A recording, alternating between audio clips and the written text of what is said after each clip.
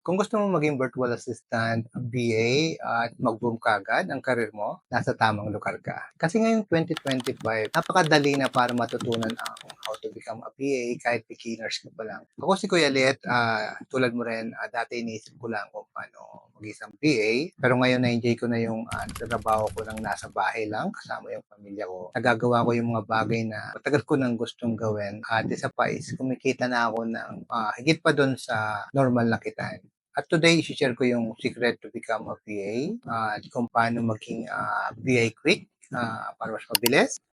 Kahit nag-uumpisa ka pa lang, let's go! Ang pinakaunang steps natin para mag-level up kagad yung VA career mo is alamin yung tamang needs. Hindi pwedeng basta VA services lang. Dapat alamin natin kung ano yung in demand. Paano mo malalaman? Gamitin natin yung Google Trends. I-search mo virtual assistant services o di kaya remote job. And then hanapin natin doon yung may pinakamatataas na search interest. The more specific, the better. Like social media VA, e-commerce VA, at podcast VA, ito yung mga hot niches natin ngayon.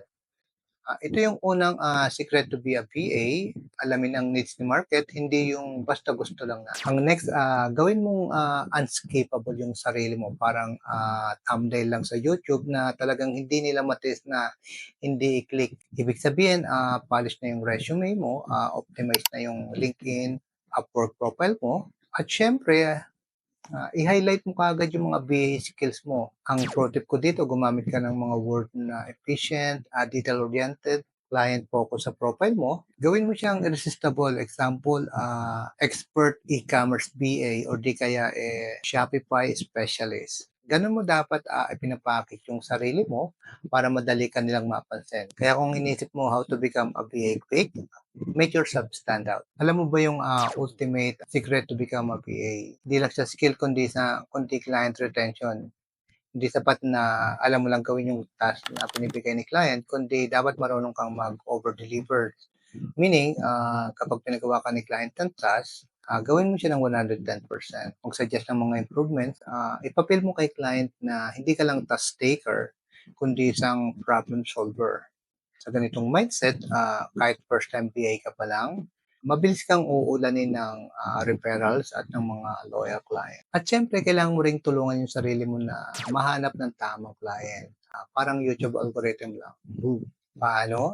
Mag-apply daily sa Upwork, onlinejob.ph at sa mga iba pang Facebook group. Gumamit ng mga specific hashtag tulad ng virtual assistant, remote job, o remote work, at online job. Mag-reach out sa mga potential client gamit ang email. Small action every day, big results later on. Kung gusto mo talagang mag-grow as a PA or magkaroon ng financial freedom, wag kang mag-focus lang sa platform.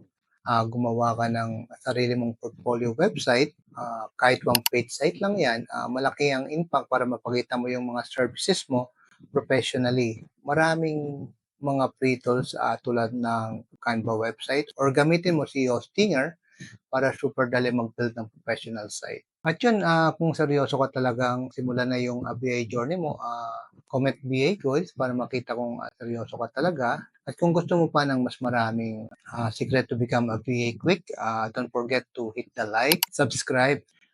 See you sa next video at good luck sa BA journey.